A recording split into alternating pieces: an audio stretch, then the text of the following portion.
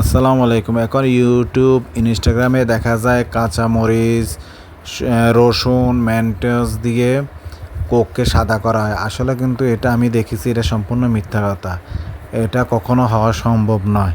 এগুলা ফাও মিথ্যা কথা বলে মানুষকে ধোঁকা দেয়।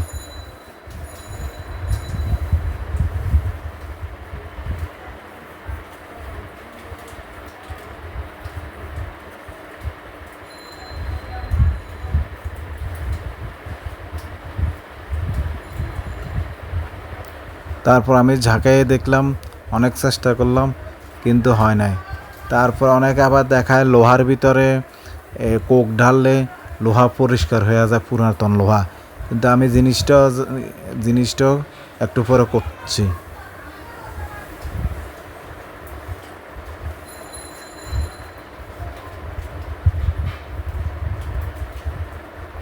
কিছুই হয় নাই, আগের মতোই আছে।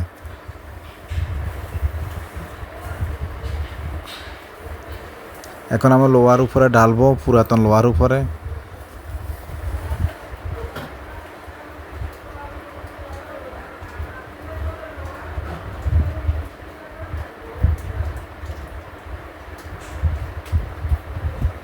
ঘষবো, কিন্তু সামান্য এটা পানি দিয়া ডললেও ময়লা উঠে, কিন্তু ময়লা উঠে নাই। লোহা যেমন আছে তেমনই আছে।